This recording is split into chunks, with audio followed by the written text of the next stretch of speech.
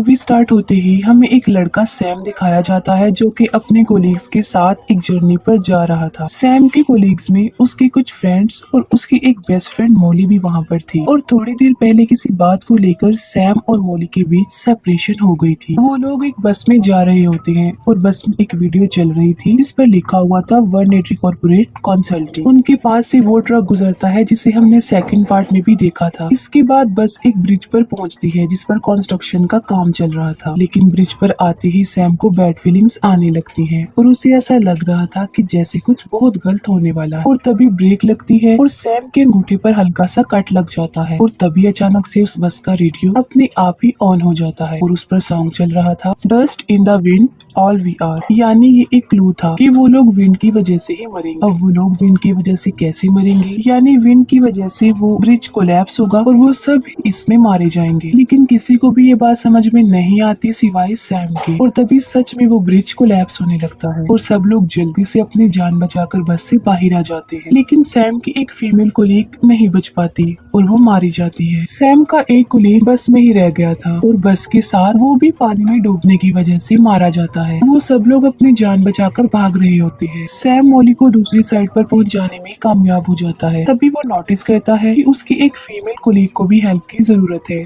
और वो उसकी हेल्प करता है। लेकिन उस फीमेल कोलीग को ग्लासेस के बगैर ठीक से नजर नहीं आ रहा था और वो ब्रिज से पानी में गिर जाती है, लेकिन अभी भी वो जिंदा होती है। और तभी एक कार उसके ऊपर आकर गिरती है जिससे वो फौरन मारी जाती है। तब उनका बॉस और नेथन भी भाग रहे होते हैं। तभी एक वायर नेथन को उड़ाकर अपने साथ ही ले जाती है और उनका बॉस एक ब्रिज से लटका हुआ था, लेकिन तभी उसके ऊपर कोल टार गिरता है और वो भी मारा जाता है। एक ही लम्हे में वो पूरा ब्रिज डिस्ट्रॉय हो गया था। सैम और पीटर एक रेलिंग पर लटके हुए थे और ऊपर चढ़ने की कोशिश कर रहे। तभी एक ट्रक ब्रिज के बिल्कुल कॉर्नर पर आ जाता है और उसमें से बहुत सारे सरिये निकल कर पीटर के आर पार हो जाते। सैम जो कि अभी जिंदा था और ऊपर चढ़ रहा होता है, लेकिन यहाँ पर वो भी नहीं बच पाता और एक बहुत बुरे तरीके से उसकी मौत हो जाती है। और तभी सैम की आंख खुल जाती है और वो काफी शॉक्ड हो जाता है और काफी डरा हुआ होता है कि आखिर ये उसने क्या देख लिया है। और तभी ब्रेक लगती है और उसके अंगूठे पर कट लग जाता है और तभी अचानक से बस का रेडियो सच में ऑन हो जाता है और उस पर सेम सॉन्ग ही लगा हुआ था। अब तक उसे रियलाइज हो चुका था कि उसने फ्यूचर देख लिया है, जिसकी वजह से वो काफी घबरा जाता है और चिल्लाने लगता है कि ये ब्रिज टूटने वाला है, लेकिन कोई भी उसकी बात पर बिलीव करने को तैयार नहीं था। तब सैम अपनी बेस्ट फ्रेंड मोली को लेकर बस से नीचे उतर जाता है और उसके साथ सब लोगों को उतरना पड़ता है। और जैसे ही वो बस से उतरते हैं सैम की कही हुई बात सच हो जाती है, यानी वो ब्रिज टूटने लगता है। लेकिन सैम की वजह से वो सब लोग सेफ हो गए थे और वो लोग अपनी आंखों से उस ब्रिज को कोलैप्स होता देख रहे थे। उन सब लोगों को सैम से डर लग रहा था और उनके जहन में बहुत सारे सवाल उठ रहे क्योंकि उसने फ्यूचर जो बता दिया था, और इसीलिए एक एजेंट सैम को इन्वेस्टिगेशन के लिए ले जाता और उसे सैम पर पूरा डाउट था कि सैम कोई टेररिस्ट है। लेकिन उसके पास सैम के खिलाफ कोई सबूत नहीं था तो वो कुछ भी नहीं कर सकता था। और ब्रिज के कोलैप्स होने की रीजन हाई विंड ही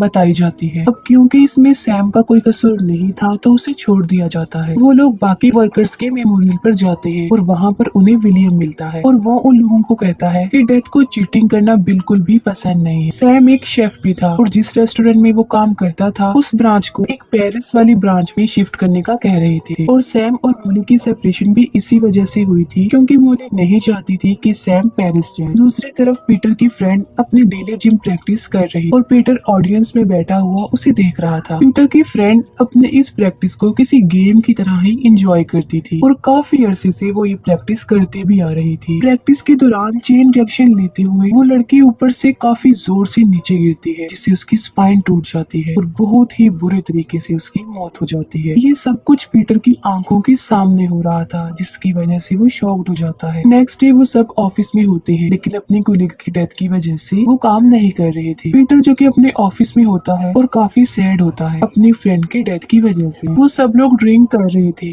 लेकिन उनका एक कोलीग वहाँ पर मिसिंग था। उसे एक मसाज क्लब यानी स्पा का टिकट मिलता और वो फौरन चुपके से वहाँ के लिए निकल जाता। एक फीमेल कोलीग को डॉक्टर से मिलना था और वो भी जाने लगती है। जाते जाते उससे एक पिक्चर गिर जाती है जो कि उसकी अपनी थी और उसका कांच टूट जाता है। पीटर खुद को रिलैक्स करने की काफी कोशिश कर रहा था, लेकिन वो अपने फ्रेंड की डेथ को नहीं भूल पा रहा था और अचानक से वो पैनिक कर जाता और उन सब के ऊपर उनका बॉस नजर रख रहा था और वो सारी रिपोर्ट एजेंट को दे रहा था। उन लोगों का वो कोलीग स्पा में पहुंच पहुंच जाता है। मसाज लेने के बाद उसका लास्ट स्टेप रह जाता है। वो लेडी उसे 30 मिनट के लिए सोने के लिए छोड़ जाती है और उसकी बॉडी पर नीडल्स लगी हुई थी। उस लेडी के जाते ही वहाँ पर पड़े हुए एक टॉवल में आग लग जाती है। वो चिल्लाने लगता है लेकिन कोई भी वहाँ पर नहीं आता। तब वो खुद ही टेबल से उठने की कोशिश करता है और सीधा जमीन पर जाकर गिरता है और उसके गिरने की वजह से अल्कोहल भी पूरी जमीन पर गिर जाता है और उसकी बॉडी पर लगाई गई सारी नीडल्स उसके जिस्म में घुस जाती हैं। लेकिन फिर भी वो हिम्मत करके किसी तरह दरवाजे तक पहुंच जाता है और तभी उसके मोबाइल पर रिंग होने लगती है और वाइब्रेशन की वजह से एक कैंडल नीचे गिर जाती है जिससे उस पूरे फ्लोर पर आग लग जाती है। लेकिन आग से उसे कोई नुकसान नहीं पहुंचता और वो आग से बच जाता है। और फिर एक बुद्धा स्टैचू नीचे गिरता है जिसकी वजह से उसकी भी डेथ हो जाती है। ऑफिस में सैम और मॉली एक साथ थे और सैम मॉली को भी अपने साथ पेरिस चलने को कहता है और उन दोनों का दोबारा से बैचअप हो जाता है। और तभी पीटर वहाँ पर आता है और उन्हें उस कोलीग की डेथ के बारे में बताता है जो कि स्पा में गया था। वो लोग जल्दी से उस स्पा में जाते हैं और वहाँ पर भी उन्हें विलियम मिलता है और सैम को यहाँ पर लगता है कि जैसे विलियम उन्हें फॉलो कर रहा है और वो उससे पूछ लेता है कि तुम हमें क्यों फॉलो कर रही हो, जिस पर वो जवाब देता है कि मेरा तो काम ही ऐसा है कि जहाँ पर डेथ होती है मुझे वहाँ पर जाना ही पड़ता है। तब सैम विलियम से पूछता है कि उनके साथ ये सब कुछ क्या चल रहा है। तब विलियम उन्हें डेथ के प्लान और पैटर्न के बारे में बताता है और वो सारा कुछ बता देता है जो हम पिछले 4 पार्ट्स में देखते आए हैं। अब वो लोग सारी बात समझ गए थे लेकिन एक बात वो बहुत अच्छी से एक्स्ट्रा समझ गए थे और वो ये थी कि अगर वो किसी को अपनी जगह पर मार देंगे तो उनकी जगह पर वो मर जाएगा, यानी डेथ की लिस्ट में अब वो पर्सन चला जाएगा जिससे मरने वाले की लाइफ उन्हें मिल जाएगी और उनकी लाइफ जो कि ऑलरेडी खत्म ही हो गई है वो उसके पास चली जाएगी जो मर गया है। लेकिन खुद को सेव करने के लिए दूसरे की जिंदगी को सेक्रीफाइस करना कोई अच्छी बात नहीं। सैम उन्हें बताता है कि सब लोग मर जाएंगे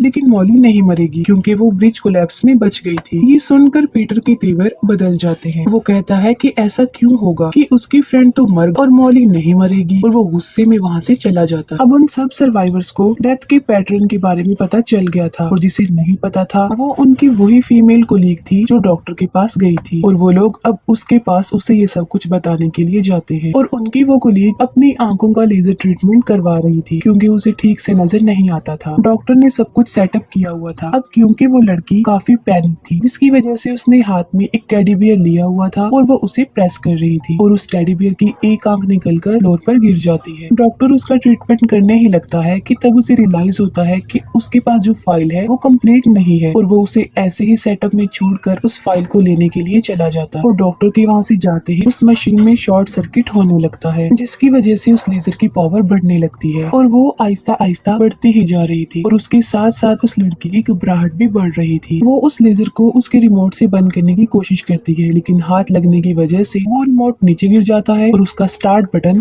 प्रेस हो जाता है जिस पर लेजर अपना काम करने लगती है और उस लड़की की एक आंख को जला देती है। एक आंख के बाद जब वो दूसरी पर जाने लगती है तब ओलिविया हाथ आगे करके अपनी दूसरी आंख को सेव कर लेती है लेकिन इससे पहले कि वो उसे पूरी तरह जला दे वो जल्दी से उस मशीन पर से उतर जाती है और इतनी ही देर में सैम और मॉली भी वहाँ पर आ जाते हैं। लेकिन उनके आगे बढ़ने से पहले ही उस लड़की का सैंडल उस टेडी बियर की आंख पर आता है। वो विंडो से निकलकर सीधा एक कार पर जाकर गिरती है और मर जाती है और उसकी एक आंख भी बाहर आ जाती है जो कि काफी दर्दनाक थी। तब एक बार फिर से वहाँ पर एजेंट आ जाता है और वो सैम से क्वेश्चंस करने लगता है। तब सैम उसे डेथ की सारी रियलिटी बता देता है जिस पर ऑब्वियसली कोई भी यकीन नहीं कर सकता था। अब उस लड़की की डेथ की बात जिसकी बारी थी वो था नेथन और वो दोबारा अपने काम पर होता है और वहाँ पर एक दूसरी वर्कर से उसका झगड़ा हो जाता है। नेथन को पता चल चुका था कि उसके ऊपर एक हुक गिरेगा जिसकी वजह से वो मारा जाएगा और यहाँ पर उसके जहन में डेथ को चीट करने वाला आइडिया आता है और वो उस वर्कर को उस हुक के नीचे धकेल देता है जिससे वो मारा जाता है और किसी को शक भी नहीं होता बल्कि वो एक एक्सीडेंट ही लग रहा था। पीटर अपने बॉस को भी डेथ की रियलिटी के बारे में बता देता है क्योंकि आखिर वो भी एक सर्वाइवर था। लेकिन उसका बॉस उसकी बातों पर बिलीव तो नहीं करता लेकिन वो सब कुछ उस एजेंट को बता देता है। वो सब लोग नेथन के पास जाते हैं जो अभी भी वही था जहाँ पर डेथ हुई थी। वहाँ पर पीटर नेथन से एक क्वेश्चन पूछता है कि क्या ये वाकई एक एक्सीडेंट था या फिर तुमने उसे मारा है ताकि तुम अपने डेथ को टाल सको। तब नेथन सच बोल देता है कि उसी ने ही उस वर्कर को मारा है। वो सोचते हैं कि अगर ये बात सच है तो अगली बारी उनके बॉस की है और तभी उनका बॉस भी वहाँ पर आ जाता है। उनके बॉस के वहाँ आते ही एक रेंच सीधा उनके बॉस के फेस पर ही घुस जाता है जिससे वो भी मारा जाता है। यहाँ पर उनकी थ्योरी बिल्कुल सही साबित हो जाती है कि खुद को सेव करने के लिए किसी को सेक्रीफाइस किया जा सकता है। रात को सैम और मॉली डिनर पर होते हैं, लेकिन उन दोनों के अलावा वहाँ पर कोई और भी था, और वो था वो एजेंट जो कि उन पर नजर रख रहा था। वो लोग डिनर कर रहे होते हैं कि तभी वहाँ पर पीटर आ जाता है, जो अजीब सा रिएक्ट करता है क्योंकि अगला नंबर उसी का था, और वो भी नेथन की तरह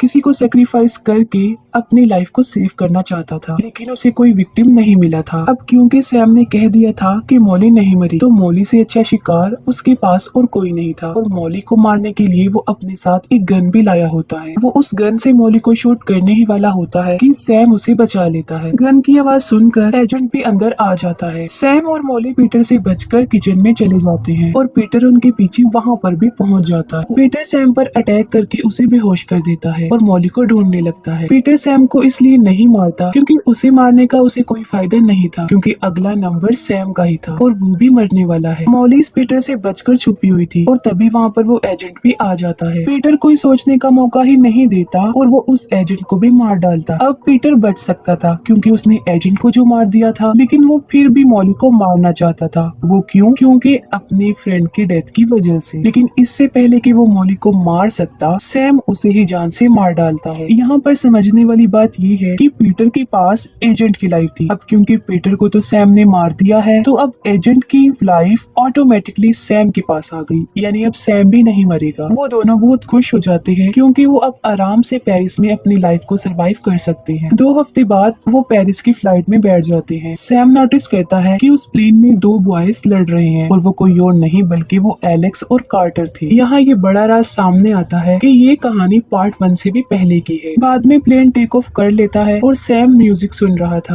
और तभी अचानक से प्लेन में वो सॉन्ग प्ले हो जाता है जो ब्रिज कोलैप्स के वक्त भी प्ले हो गया था, यानी dust in the wind all we are. अचानक सीट पर हाथ लगने से सैम के अंगूठे पर कट लग जाता और सैम बहुत बुरी तरह घबरा जाता। सैम को पता चल चुका था कि अब वो मरने वाले हैं। कुछ भी हो जाए, इस बार वो नहीं बच पाएंगे, इस बार उनकी डेथ फाइनल है। अभी वो ये सब कुछ सोच ही रहा होता है कि तभी उसकी थिंकिंग सच हो जाती है और वो सचमुच ही मारा जाता है। अब यहाँ पर सवाल ये उठता है कि किसी को मारकर अगर नेथन बच सकता है तो सैम क्यों नहीं, क्योंकि उसने भी तो पीटर को मारा था जिसके पास किसी और की लाइफ थी। लेकिन हकीकत ये है कि उस एजेंट की लाइफ ही इतनी थी, इसीलिए सैम भी मर गया। फिर हमें नेथन दिखाया जाता है जो कि उसी फ्रेंड के मेमोरियल में था जिसे उसने मारा था। वहाँ पर एक वर्कर नेथन को बताता है कि इस वर्कर को ब्रेन ट्यूमर था, अगर ये ऐसे ना मरता तो इसने कुछ दिन बाद वैसे ही मर जाना था, क्योंकि उसके पास जीने के लिए सिर्फ थोड़े ही दिन थे। अभी वो वर्कर बस यही कहता है कि फ्लाइट 180 का लैंडिंग गियर उसके ऊपर गिरता है, और डेथ के मास्टर प्लान के साथ ये मूवी और ये सीरीज यहीं पर एंड हो जाती है।